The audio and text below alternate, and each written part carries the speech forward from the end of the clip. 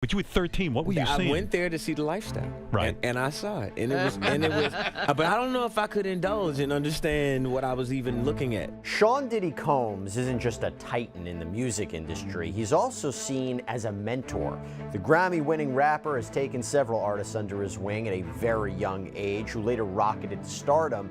But as he sits behind bars, those relationships are being scrutinized. Backlash doesn't always return loudly. Sometimes it creeps back in, familiar but heavier, carrying unfinished business with it. That's what this moment feels like. Not a fresh scandal, but an old tension reigniting because something unresolved refuses to stay buried. Sure. Because that is the name that he's known by worldwide, but he was born Usher Raymond IV in Dallas, Texas, back in 1978. The family moved to Atlanta, Georgia when Usher was a teenager, and you might recall this, he appeared on the televised talent show Star Search when he was 13 years old. Fun fact about that, he actually set the record for the longest note ever held by a child on Star Search, 12 seconds.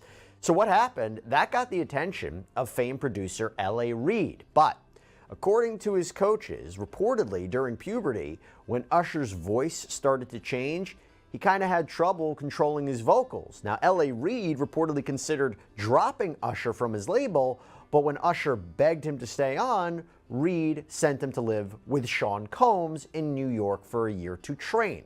And at the time, Combs, who was then known as Puff Daddy, we believe was in his 20s, there were these apparent training sessions, and these training sessions were known as Puffy Flavor Camp. Now, through the years, Usher has spoken about this time in his life with Combs. For example, in 2004, Usher told Rolling Stone that Combs introduced him to essentially sex.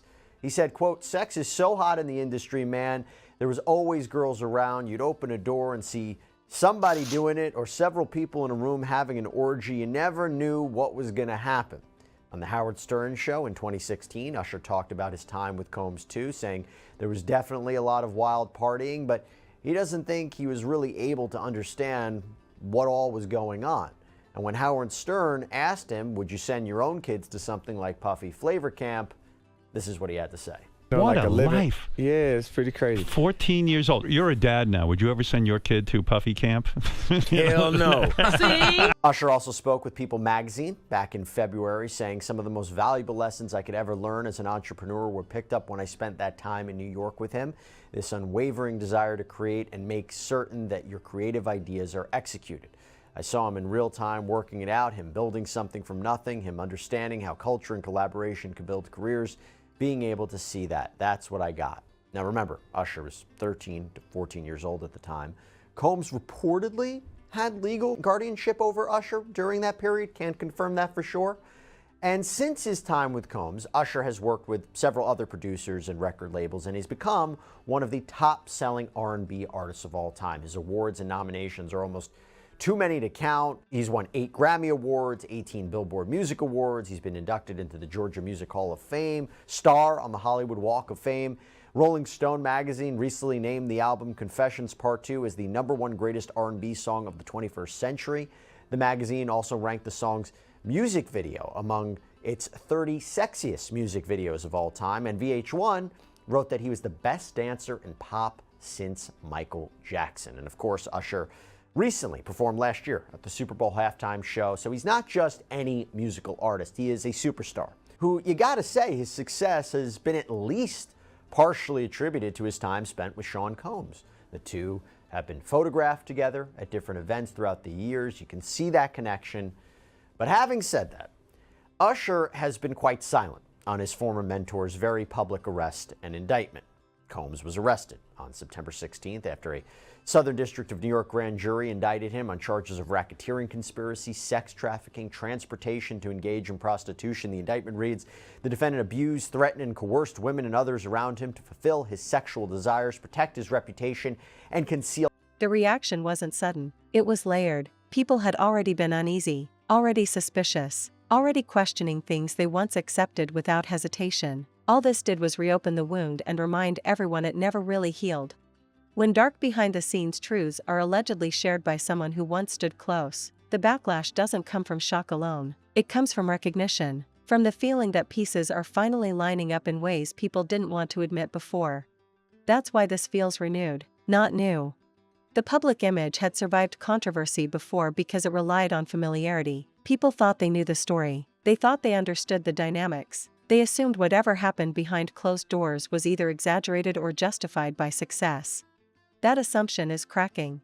Allegedly revealed stories didn't focus on spectacle, they focused on environment, on how things felt when no one was watching, on dynamics that weren't visible from the outside but shaped everything on the inside. Those are the hardest stories to dismiss. Because environments tell the truth long Not mentioned in this criminal indictment against Combs, okay? Want to be very clear about that. And he has not been accused of wrongdoing by authorities in any way. Having said that, many people are wondering what he might have seen at a young age when he lived with Combs in the 90s. This is a very common topic of conversation right now. Deep dives into the people surrounding Combs. Justin Bieber, Jennifer Lopez, Usher, so forth. What do they know? Will they be a part of any kind of case? Now, days before Combs was arrested, another of his apparent mentees filed a civil action against him, Dawn Richard. Dawn Richard is a former member of the girl group Danity Kane, and then she joined a trio group with Combs and another singer, Kalina Harper. It was called Diddy Dirty Money. She filed a lawsuit claiming that Combs sexually and verbally abused her for a decade. She also claimed that Combs owes her more than $3 million in unpaid salary and royalties, as well as unpaid wages for touring. And going back to Usher, Richard claims that Usher witnessed Combs' alleged abuse of his then-girlfriend, Cassie Ventura.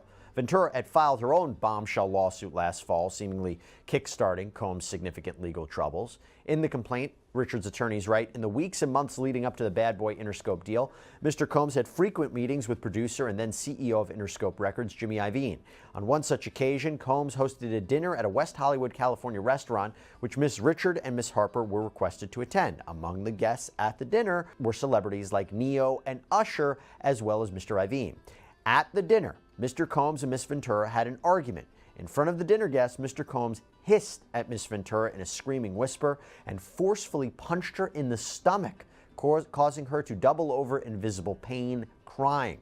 Miss Clark escorted Miss Ventura out of the restaurant, and Mr. Combs remained and continued socializing with the dinner guests. At this point, Interscope Records clearly had actual knowledge that Combs was dangerous around females and that Combs was willing to brazenly batter a female in public. Erica Wolf, one of Combs' attorneys, responded to the Richards lawsuit with this statement to Vibe. Mr. Combs is shocked and disappointed by this lawsuit. In an attempt to rewrite history, Dawn Richard has now manufactured a series of false claims, all in the hopes of trying to get a payday conveniently timed to coincide with her album release and press tour. So let's go back to Usher. There was speculation around him, and that increased dramatically when all of the singer's tweets suddenly disappeared on the day before Combs was arrested in New York. There were rumors that Usher might be trying to cover up any past mentions of Combs on his feed, but Usher later tweeted, or wrote on X, "Account got hacked and damn, y'all ran with it," followed by 3 laughing emojis. His tweets also seem to be restored on his feed. Now, Usher is not the only up-and-coming superstar that got special attention from Combs. There was a video posted to Justin Bieber's YouTube page when the singer was just 15. It's gone viral again after the latest allegations against Combs. Justin, you ever seen the movie 48 Hours? Right now, he's having 48 hours with Diddy, him and his boy. They're having the times of their lives, like you know, where we hanging out and what we doing. We can't really disclose, but it's definitely a 15-year-old's dream. Now, Usher was actually the one to introduce Bieber to the world of Combs and Bad Boy Entertainment. Usher told Howard Stern that he'd heard about Bieber through the grapevine, he'd seen some of his YouTube videos, and had his people set up a meeting. And that led Usher to oversee Bieber's debut album, My World. Now, most recently, Suge Knight, the rival of Sean Combs, music executive who's currently sitting in prison after pleading no contest to voluntary manslaughter after running over a man, he spoke in a bombshell interview with Chris Cuomo on News Nation, and one of the things he alleged was that music executives had used alcohol and drugs to compromise Combs' manhood. He told, before events do. The alleged accounts suggested a world where power dictated the rules and questioning those rules wasn't encouraged, where youth and ambition existed under authority that didn't need to explain itself, where discomfort was normalized and silence was expected. That kind of setup doesn't feel dark at first. It feels intense, demanding, high stakes, but intensity without safety turns into fear over time. Fear doesn't announce itself. it adapts. The renewed backlash came from people realizing they'd heard versions of this story before, different voices, different moments, same undertone, same imbalance, same silence. Patterns are louder than accusations. And once patterns become visible, the image holding everything together starts to weaken. The alleged behind-the-scenes truths didn't arrive screaming for attention, they arrived calmly, almost cautiously. That tone mattered. It suggested these stories weren't impulsive, they'd been thought through, revisited, weighed against consequences again and again. People don't Cuomo that Combs was taught that, and he got Usher as a kid, alcohol, drugs, sex, Justin Bieber, and see, they do these things to take control. Okay, so what are we supposed to do with all of this? Well, let me bring in right now civil rights attorney Joe Richardson to help break this down. Joe, so good to see you. Thank you for coming on. When I mention this, any possible connection with Usher here, anything legally speaking that sticks out to you? It's not necessarily clear that there is, which Usher can continue to hope for in that regard. However, because they get to cast such a wide net in charging him, they're charging Puff Daddy with a conspiracy. And so as part of that, they can use things that they didn't prosecute because they ran out of time. They didn't prosecute for any of a number of reasons. They can put them all in together and mix them all up, and that gives you your conspiracy. So if Usher witnessed things, and they could go back 20 years, they could go back a long time. If he witnessed things, if he was part of things, all of that can potentially be admissible. And so I see why there was this reaction either by him or his hacker to get rid of some information. You don't believe it? Twitter. You don't believe it? You know, I don't have to figure that out one way or the other, but the irony is crazy. You know what I mean? His hacker's got good timing. Let me just put it to you that way. And he's not the one he wasn't named in the indictment, et cetera. Right. But by the way, nobody else was named in the indictment, but it is a conspiracy. And that normally means with or together and others. So he's not totally safe just because of how broad the potential is for things that can go into helping to convict Puff Daddy. I still am confused why, if let's say there was no hacker, let's say he intentionally did it or one of his team members did it, what would be the goal there to delete the tweets? Is it to delete it so from a PR point of view, nobody can dredge up old tweets? Oh, look how he's praising Sean Combs right here. Because from a legal point of view, if you delete potential, I don't know if you want to call it evidence or not, that could get him into shaky territory. You know, and that's true. But sometimes you're not even thinking about whether you're going to be potentially legally wrong. I think that handlers and people that are around artists, and remember, Usher is one of the biggest acts in the world, not just R&B act. And so it would be very easy for somebody on his team to quickly overthink a situation and to be corrected by counsel and saying, no, we don't want to do that. And here's why. Because there's so many people probably that rely on him for their livelihood, so many people on his team, and they're very protective about his image. They don't want anything about sex going on or being talked about off stage. He's super sexy, super sensual on stage as part of his act, but that's as part of his act. They don't want to be dealing with situations that lend to criminal liability. So someone over there could have jumped the gun. You couldn't put it past him. And if that had happened, he wouldn't exactly be admitting it right now. If you witness something, so one of the allegations, as I mentioned before from Dawn Richards, that he witnessed Combs beating Cassandra Ventura, who I think we can make a fair argument is probably a key figure in this indictment. A lot of her allegations are echoed in this indictment, also the government's subsequent letters to the court. If you witness that, not saying you participate in these freak-offs, not saying you're forcing people to go be a part of the freak-offs or anything like that, but you witness an act of violence, which is a characteristic of the overall racketeering case, a characteristic of the sex trafficking charge. Does that make you an accomplice? Do that unless the truth weighs more than the risk. That's where the backlash gained momentum.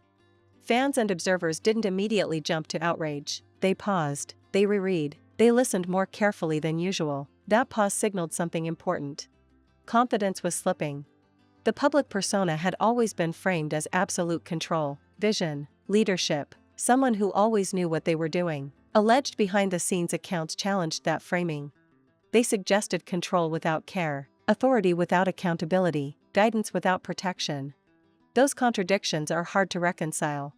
The backlash intensified because the stories allegedly didn't come from resentment. They came from reflection, from someone looking back with clarity that wasn't possible at the time. Time changes perspective. What once felt confusing starts to feel wrong. What once felt unavoidable starts to feel unnecessary.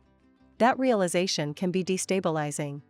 The dark nature of the alleged truths wasn't about explicit acts. It was about atmosphere. Moment where Combs punched Ventura in the stomach, but she did say that they were allegedly there that night. Now, none of the three have released statements since their names were brought up in court. Combs is on trial. He's expected to be on trial for roughly 7 more weeks. He's charged with racketeering, sex trafficking by force, and transportation to engage in prosecution. He has pleaded not guilty. Joining us now once again to talk about this case is former prosecutor and criminal defense attorney Safa Robinson-Ferrer. Always great to have you on Law and Crime.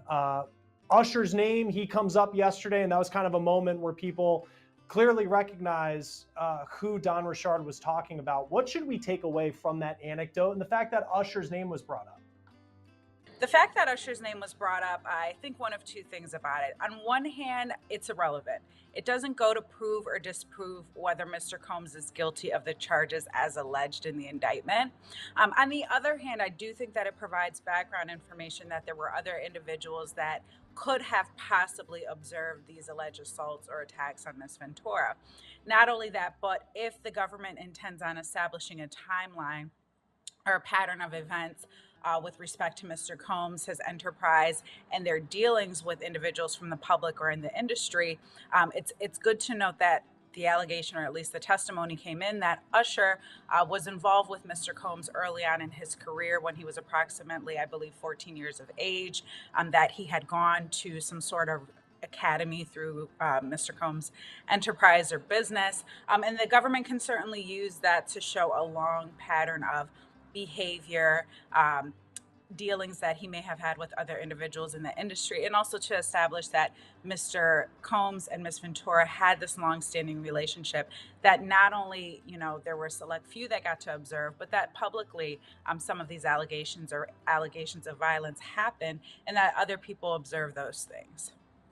And when we look at the transcript, and I have it here, and you have the defense asking why Richard did not talk previously in conversations with the government about Usher being there, Jimmy Levine, who's a famous producer, as well as the singer Neo. Should we take anything away from that it appeared that their names didn't come up earlier when she was having conversations with the government? Yeah, what we can take away, and what the defense is essentially trying to do here, is really strike at her credibility. What the defense did during its cross-examination is say, well, these other individuals were there and you didn't disclose their names until now. And why was that? If you are participating in a government investigation, you're presumed and you should tell the truth, the whole truth, and the full truth. And you failed to disclose a significant thing, which were the other individuals that were present. You failed to disclose that to the government. And now it's only today, as you're testifying, that we're just now hearing of these other individuals, Usher Raymond, Neo, and other executive producers that were involved or possibly witnesses to the case. Again, striking at her credibility because she did not tell the full truth at the time she was asked by the government, which later down the line during closing arguments, the defense can get up and say, Ms. Richard testified A, B, and C to you. However, she failed to disclose X, Y, and Z, and that's why you shouldn't believe her. That's why you should not give her the credibility that the judge is going to instruct you on, and the jury can take that into consideration. And one thing that's been apparent throughout all the witnesses thus far is clearly this was a relationship that had a lot of domestic violence incidents, but this isn't a domestic violence case. Yet it seems like there's a lot of people who witnessed physical About fear of consequences, about never being fully sure where the line was or when it might move. That uncertainty keeps people compliant. And compliance is often mistaken for loyalty. The renewed backlash reflected a cultural shift. People are no longer as willing to excuse power simply because it produces success. They're less willing to overlook discomfort just because the outcome looks impressive. That shift didn't happen overnight. It happened because too many stories like this surfaced too late, because silence protected the wrong people for too long, because admiration blinded people to imbalance. Context matters. The alleged stories also highlighted how young people in powerful environments don't always understand they have a choice. They're taught, directly or indirectly, that access comes with conditions. That discomfort is part of the deal. That belief is dangerous. And when someone later realizes they never truly consented to those conditions, the emotional fallout is real. The backlash returned because people recognized that realization in the tone of the alleged abuse. And in this case, you have Usher and Neo. I mean, these are A-list celebrities who are seeing Sean Combs punch his girlfriend allegedly in the stomach, which is something that you would think if you saw that, on the outside, if you think you'd stop that, you would step in, you would say something, but apparently they didn't, according to Don Richard's testimony. Does any of that, the fact that he was doing this out in the open, play towards taking some of the domestic violence incidents, but showing that it was a much larger thing, which is what the government's trying to prove? So with respect to the other individuals being present, although there's an allegation that they were present, and they're not really allegations, it's just background facts. I don't know that Ms. Richard has testified that they actually observed the striking. Maybe they did, maybe they did not. But I don't think that that's going to do any benefit for the government as far as knowing that these things happened more broadly. I mean, it's clear as day that this case is rooted in domestic violence, that Mr. Combs was domestically violent towards Miss Ventura, whether it was isolated behind closed doors and just Miss Ventura, and a close select few were testifying to this, or on a grander scale where, a select few and publicly people can testify or people have observed these allegations, whether it was just one or whether it was many. Testimony is evidence, and whether that was testimony from one person or testimony from multiple people, the jury can still consider that as evidence in determining whether Mr. Combs is guilty or not guilty. If these individuals observe that, then, the hope would be that someone would have intervened earlier on. But again, it doesn't negate the fact that, the charges here are racketeering, sex trafficking, and things of that nature.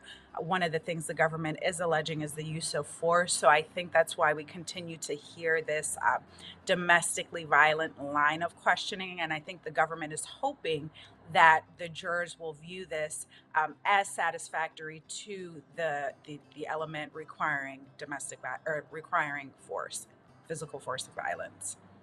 Yeah, and to your point, I'll just looking at this transcript, you're right. Yeah, it's Usher was there, Jimmy Levine was there, Neo came through. So it's saying that they were there, not necessarily that they witnessed the abuse that Don Richard said happened at this dinner. What did you make of her testimony now that she's off the stand?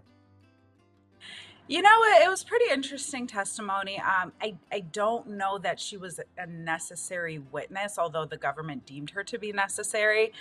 Miss Ventura got on the stand and testified about the abuse, testified about what happened to her. Miss Richard seemingly came up behind her and corroborated for the government those allegations. And I don't think there was even a question about that. The hotel footage came into evidence. Miss Ventura testified, so now Miss Richard is here testifying to more allegations of domestic violence. And the government has to be really careful here, because the way that it is being painted at this point is that this is a domestically violent case, which is true. But the government needs to prove a RICO. They need to prove sex trafficking. They don't need to prove domestic violence, and it can certainly confuse the issues with the jury and ultimately land them in a verdict of not guilty. I know some of the evidence that the government will point to, some of frequent flyer accounts, credit cards, bank accounts. We haven't really heard a lot about that as of yet. How do you see the government, now that they've really established whether it's cash counts? There was no gloating, no performance, just a matter of fact recounting of experiences that didn't sit right then and make even less sense now. That honesty is unsettling. The image faced renewed backlash because it depended on the idea that everything was known, that all relevant stories had already been told. Hidden truths disrupt that comfort. They introduce uncertainty. Uncertainty forces reevaluation. People started revisiting old narratives, old praise, old defenses, not to rewrite history maliciously, but to understand whether they'd ignored signs they didn't want to see. That self-reflection fueled the reaction.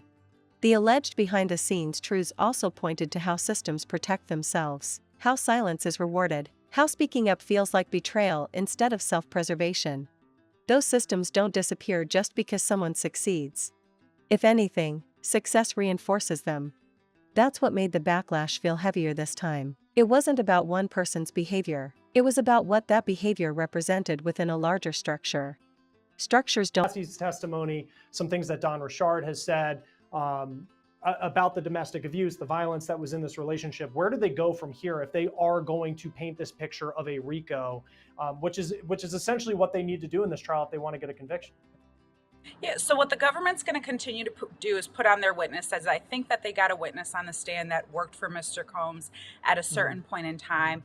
That individual also testified to some alleged violent behavior on behalf of Mr. Combs. I think if this individual is still testifying, or as other individuals continue to testify, we will start to hear about transportation with regard to these alleged sex workers. So one of the things that the government has to prove and show is that there was a transportation via interstate commerce, which is a very wide net and catch-all for the government in order to seek a conviction, is that these individuals were transported or traveled via interstate commerce from one state to another. So we may hear testimony about frequent flyer accounts, or whoever the individual was that set up these or purchased these plane tickets, or if they flew private. Whoever set up the transportation and travel may ultimately testify. We might hear from them to further establish that this was a sex trafficking case.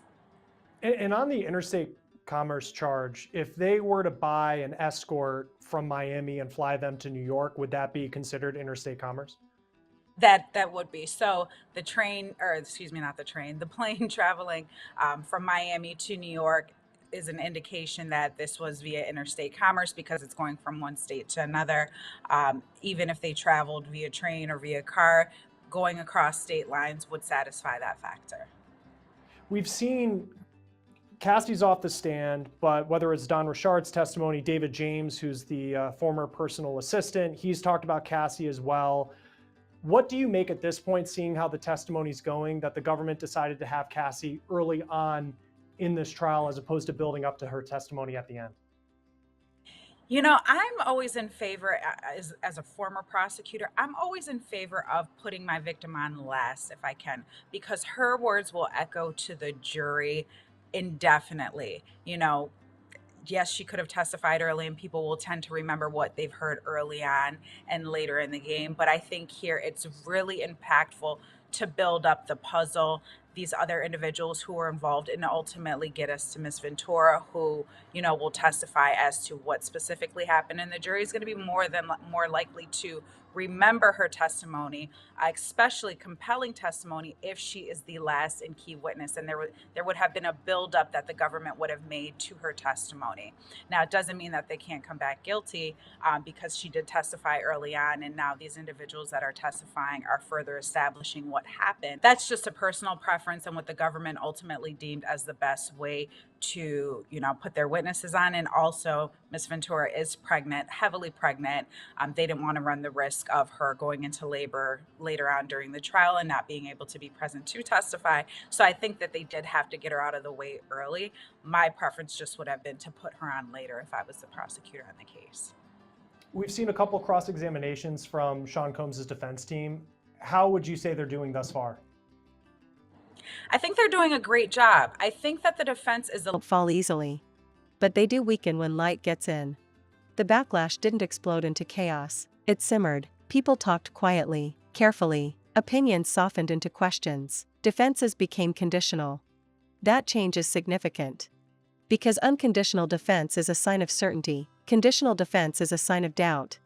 The alleged truths didn't need proof in the moment to have impact. Their power came from plausibility, from familiarity, from the way they fit into a pattern people had seen play out too many times elsewhere. That recognition hurts. The backlash also reflected empathy, not universal belief, but understanding. An understanding that fear can exist even in environments that look privileged. That harm can exist without physical evidence. That silence can be a survival strategy, not an admission of comfort. Those ideas challenge old assumptions. The image faced renewed backlash because people realized how much of it relied on control of narrative. And narratives fall apart when new perspectives enter the frame. Perspective is dangerous to image. The alleged stories didn't ask for cancellation. They didn't demand punishment. They simply existed. And sometimes existence alone is enough to destabilize power. Because power prefers silence. The reaction showed that people are increasingly willing to sit with discomfort instead of rushing to protect what feels familiar. That willingness changes outcomes. Even if nothing else ever comes out, the damage is already done, not because guilt has been proven, but because certainty has been lost. And certainty is everything to an image. The renewed backlash isn't about finishing someone off. It's about unfinished business, about questions that were never answered, about tension that never fully disappeared. Those things don't fade with time. They resurface. The alleged behind-the-scenes truths reminded people that success stories often leave out the cost, the emotional toll, the fear, the silence that made the success possible. When those costs are named, even indirectly, admiration becomes complicated. Complication is the enemy of myth. Not outrage. Not cancellation. Not even judgment. Just doubt. And doubt lingers longer than anger ever could. The backlash returned because silence broke just enough to let doubt in. And once doubt enters the room, no image ever fully recovers.